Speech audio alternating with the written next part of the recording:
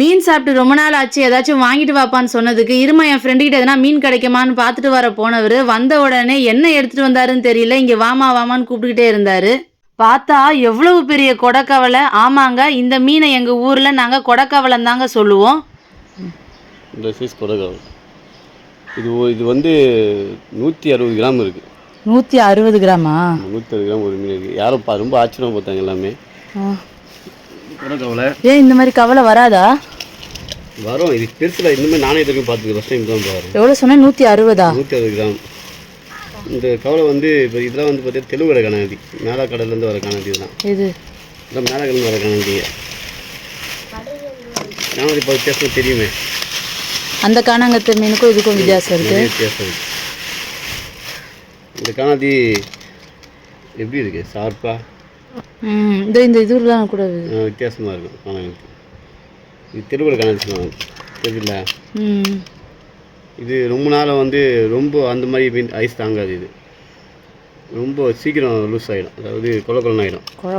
இந்த மீன் எப்படி இருக்கோ அதே கண்டிஷனாக அந்த மீன் இருக்கும். எப்போ இந்த மீனும் ஒன்றா தான் இருக்கும்.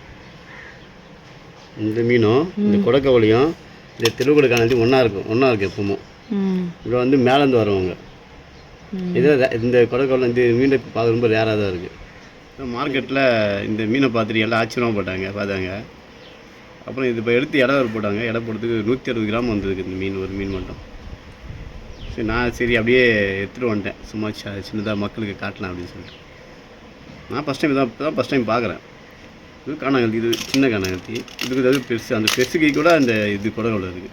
இவர் சொன்ன மாதிரி தாங்க, இது ரெண்டுமே ஆழ்கடல் மீன். ரொம்ப ஆழமான பகுதியிலேருந்து கரைக்கு வரும். இந்த மீன் வந்து எங்கள் ஏரியாவில் அதிகமாக விலை போகாது.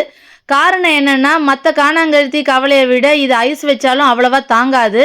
அந்த காணாங்கத்திக்கும் இந்த காணாங்கத்தை மீனுக்குமே நிறைய வித்தியாசம் தெரியும். பார்த்தாலே உங்களுக்கு தெரியும்னு நினைக்கிறேன்.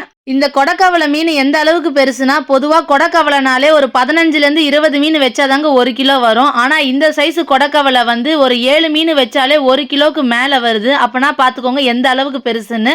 கிட்டத்தட்ட காணாங்கத்தி தாங்க இந்த மாதிரி வரும். ரெண்டுத்தையும் கம்பேர் பண்ணும்போது ரெண்டும் ஒரே அளவுக்கு இருக்குது.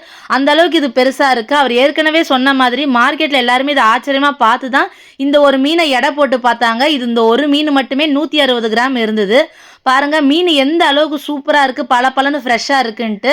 இந்த சைஸில் கொடக்கவலை பார்த்துருந்தீங்கன்னா கமெண்ட் பண்ணுங்கள்.